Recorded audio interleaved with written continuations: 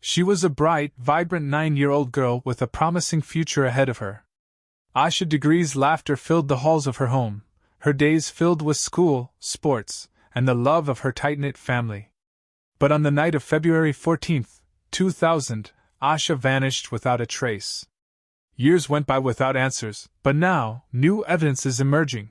Could this be the breakthrough that finally solves one of the most mysterious disappearances in North Carolina's history? Stay with us as we dive deep into Asha Degree's life, the heartbreaking events surrounding her disappearance, and the shocking new details that may change everything we thought we knew about her case. Asha Degree was born on August 5, 1990, in Shelby, North Carolina. To her parents, Harold and Aquila Degree, she was not just their first child, she was their pride and joy. Asha's arrival into the world was a blessing, and she quickly became the heartbeat of their home. She was their shining star, full of potential and dreams that stretched far beyond the small town where she grew up. From a young age, Asha's energy was infectious. She was a spirited little girl with a passion for life, who would light up any room she entered with her infectious smile and glowing eyes. Her family would often say that her presence filled their home with warmth, and her laughter could turn any gloomy day into a bright one. Asha was the type of child who went above and beyond, whether it was in school or at home, always trying to make those around her proud. At 9 years old, Asha was already wise beyond her years. She had an old soul, mature, thoughtful, and deeply caring. She had a gift for connecting with people, especially her family. Asha was the big sister, and she took her roles seriously. She watched over her younger brother, O'Brien, with love and devotion, guiding him through life's challenges with a gentle hand. Whether it was helping him with schoolwork, or simply playing games together, Asha was always there, making sure he never felt alone. Her teachers and friends admired her intelligence and kindness. She excelled in her studies, especially in math and reading, but what truly set her apart was her willingness to help others. She wasn't just a good student, she was a bright light in the lives of those around her. If anyone was struggling, Asha would be the first to offer her help, no matter how big or small the task was.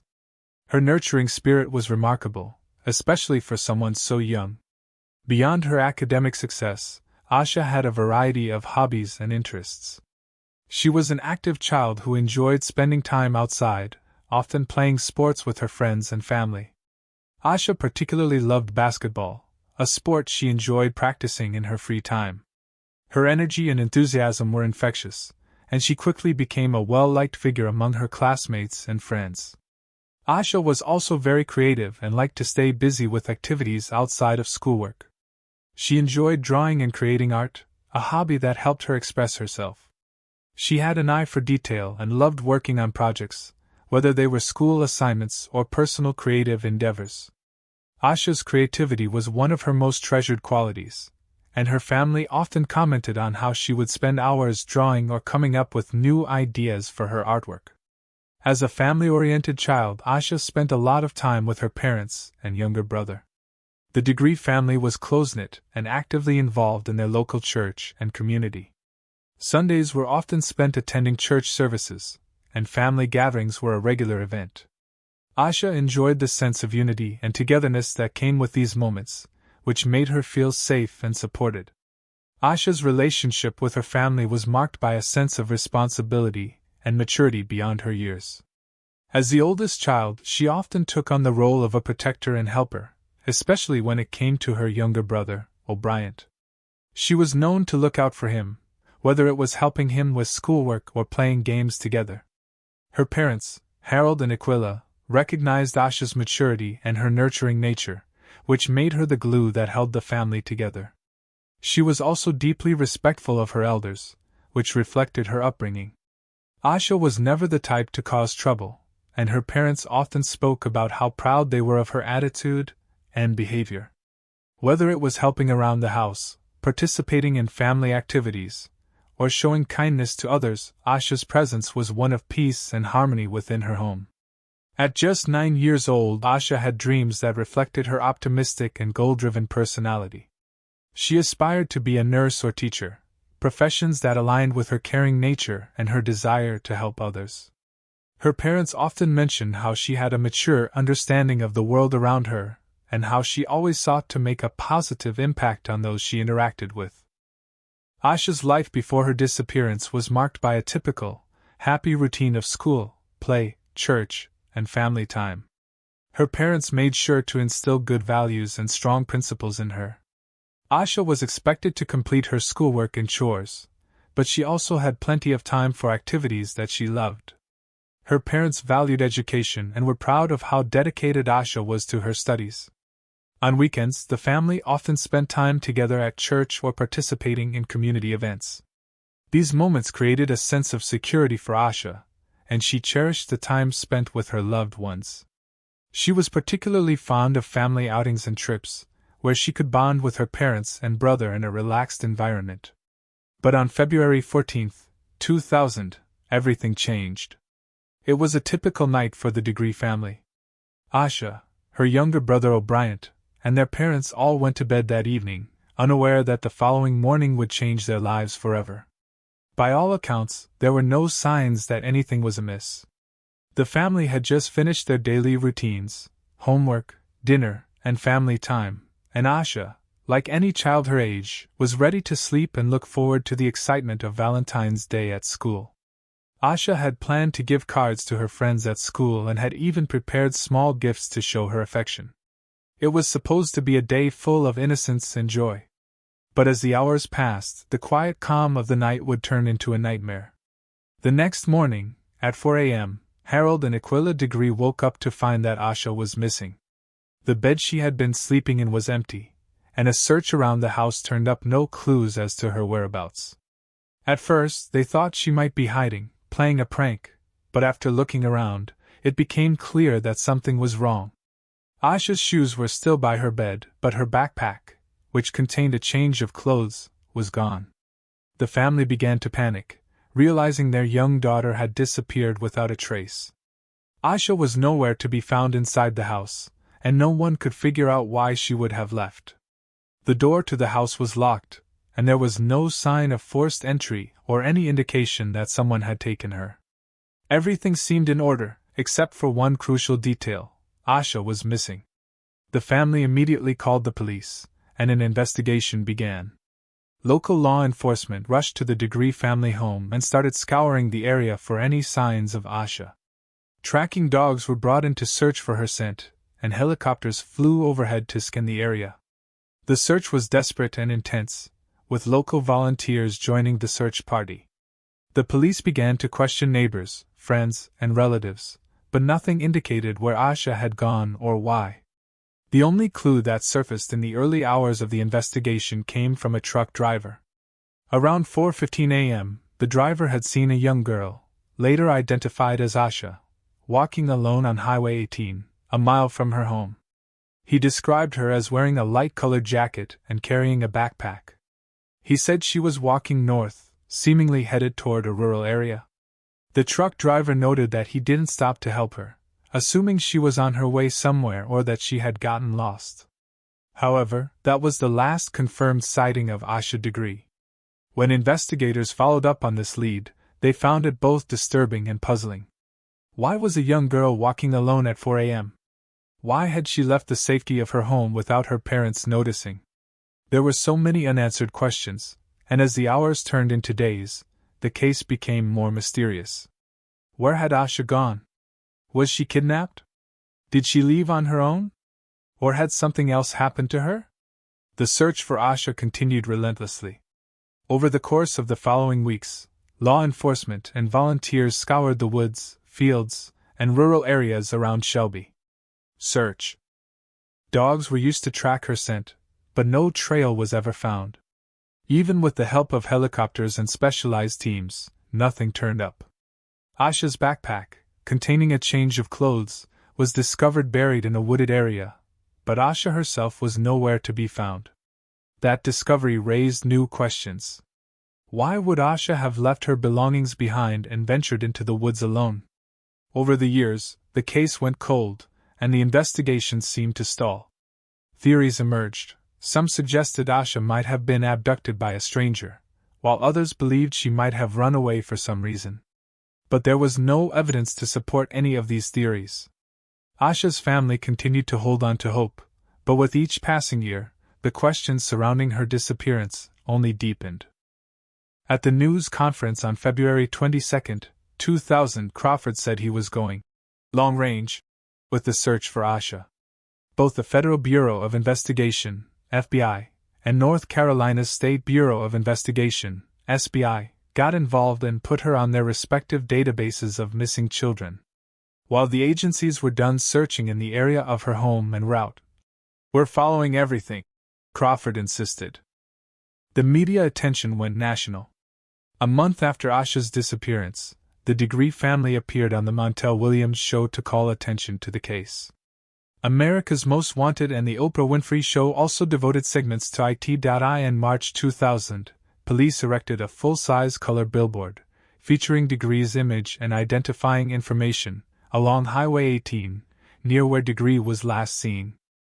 In May 2001, stock car racing driver Travis Kittleson featured an image of Degree on the hood of his car for an event in Concord, North Carolina, which was broadcast live on TNN. Kittleson said, "We've got a perfect opportunity to put Asha's picture on our car and maybe, with any luck, we can help bring her home." In August 2001, Asha's book bag and other items were discovered during a construction project off Highway 18 in Burke County, near Morganton, about 26 miles, 42 kilometers, north of Shelby. It was wrapped in 2 black trash bags. The worker who found it said the book bag contained Asha's name and phone number. The FBI took it to their laboratory in Quantico, Virginia, for further forensic analysis. Results from that testing have not been shared publicly. To date, it is the last evidence found in the case. On the 20th anniversary of Asha's disappearance, the FBI confirmed that the book bag contained a copy of Dr. Seuss's McElligot's Pool and a t-shirt depicting the band New Kids on the Block. Neither appeared to have been her property before they were found in her bag. The book was from the library at her elementary school. For many years afterward, leads turned out to be dead ends. In 2004, acting on a tip reportedly received from an inmate at the county jail, the sheriff's office began digging at an intersection in Lawndale. The bones that were found turned out to be from an animal. In 2005, Degree's image was featured on the work vehicles of 2 North Carolina companies, Serpro, a water cleanup and restoration service, and Republic GDS, a waste pickup service. Republic GDS's area president, Drew Eisenhower, stated, "We are doing this for one reason and one reason only, and that is to find Asha Degree. Then we can move forward and help other missing children as well." An age-progressed photo of Degree, created by the FBI, was featured on 28 vehicles for a period of 30 to 60 days. The Degrees took steps to keep Asha's memory, and the case, alive in the public's mind. In 2008, they established a scholarship in her name for a deserving local student. They host an annual walk to raise awareness and money to fund their search. The walk starts at their home and ends at a missing persons billboard for Asha along Highway 18, near where she was last seen. It was originally held on February 14th, but it was changed to February 7th in 2015 and February 6th in 2016. As Harold and Aquila felt it was not fair to participants to make Valentine's Day a somber occasion. Pictures of Asha, both real and those showing her as she might appear in later years created by investigators to help the search, still decorate the Degree house. "I fully expect her to walk through the door," Aquila says. Aquila Degree lamented in a 2013 interview with Jet that her daughter's disappearance had not gotten as much media attention over the years as some subsequent cases of missing children because Asha was black. "Missing white children get more attention. I don't understand why," she said. "I know if you ask them they will say it's not racial." "Oh, really? I'm not going to argue because I have common sense." In February 2015, the FBI announced that FBI agents, Cleveland County Sheriff's Office, CCSO, investigators, and State Bureau of Investigation agents were re-examining the case and re-interviewing witnesses. They also announced a reward of up to $25,000 for information leading to the arrest and conviction of the person or persons responsible for her disappearance. A community group is offering an additional $20,000 reward. The FBI announced 15 months later, in May 2016, that their reinvestigation of the case had turned up a possible new lead. They disclosed that Asha may have been seen getting into a dark green early 1970s Lincoln Continental Mark IV, or possibly a Ford Thunderbird from the same era, along Route 18 near where she was last seen later that night. It was described as having rust around its wheel wells. In September 2017, the FBI announced that its Child Abduction Rapid Deployment (CARD) team was in Cleveland County to assist in the investigation and provide on-the-ground investigative, technical, behavioral analysis, and analytical support to find out more about what happened to Asha. The team worked alongside FBI Charlotte employees, Cleveland County Sheriff's Office investigators, and North Carolina State Bureau of Investigation agents for 10 days. The agencies also meet several times a month to go over the latest on the investigation. Since September 2017, local agents and investigators have conducted approximately 300 interviews. In October 2018, the CCSO detectives appealed for information from the public about 2 items of interest that were found in Degree's book bag: McElligot's Pool, a children's book by Dr. Seuss, which was borrowed from the Falston Elementary School library in early 2000, and a new Kids on the Block concert T-shirt. An investigator said the items are vital clues. In November 2020, an inmate named Marcus Mellon, who had been convicted of sex crimes against children 6 years earlier, wrote a letter to the Shelby Star, claiming that Degree was murdered and he knew where to find her. 2 months later, Cleveland County Sheriff Alan Norman announced that Mellon's claims had led to another dead end. In September 2024, a search warrant was executed by the CCSO and the FBI in relation to the case. A news release from the sheriff's office said the warrant was issued based on physical evidence. No human remains were recovered, but multiple items of interest, including a green 1964 AMC Rambler, were taken from the site. The search warrant indicates that authorities believe Degree was a homicide victim and that her body has been concealed. On February 13, 2025, the CCSO executed 3 search warrants, seizing cell phones from a local man and 2 of his children. 5 days later, the warrants were made public and included text message exchanges between the suspects that were obtained from a search warrant the previous October. On April 4, a property, once owned by a prominent figure in the investigation, was searched by investigators. In 2025, nearly 25 years later, new evidence emerged that gave the case a glimmer of hope.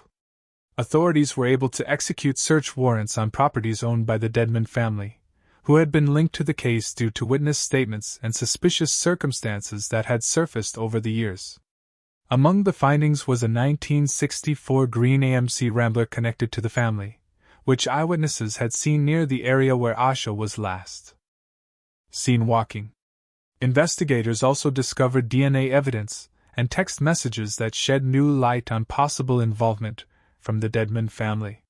One particularly chilling revelation came from Thad Mellentine, a man who had claimed that Lizzie Dedmon, one of the family members, confessed to him at a party years earlier.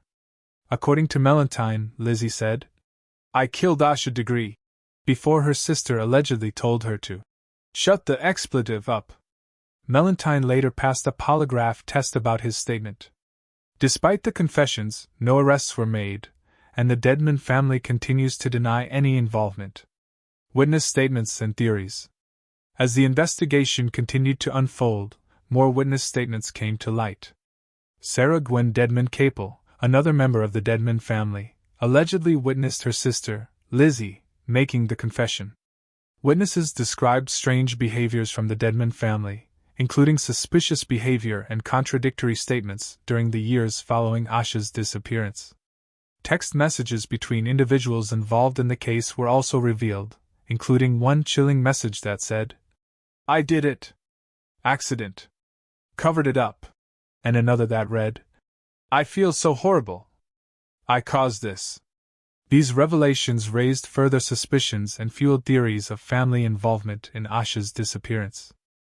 As of 2025, the investigation remains open, and Asha's case continues to haunt her family and the community. Despite new leads and discoveries, the mystery surrounding Asha Degree's disappearance remains unsolved.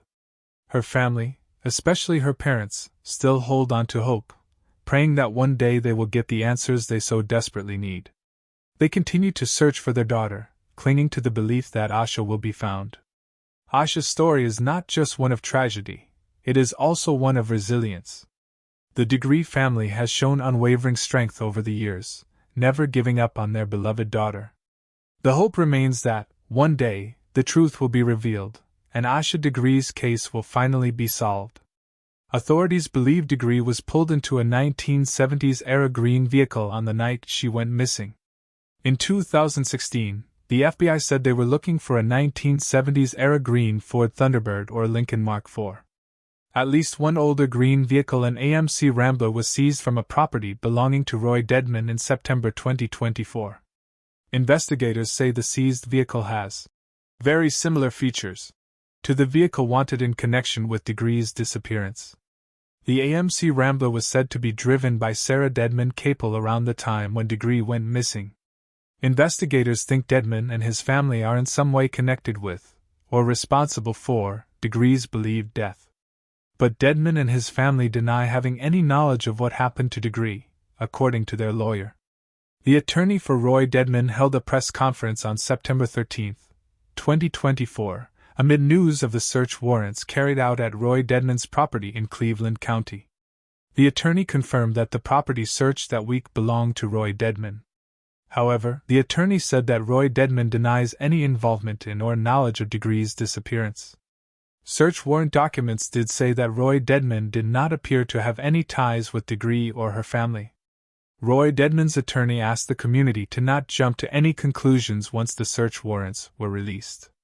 The attorney asked the community to let law enforcement do their job and to avoid spreading any rumors. That request was made after the sheriff's office even asked the community to not spread false information amid the investigation.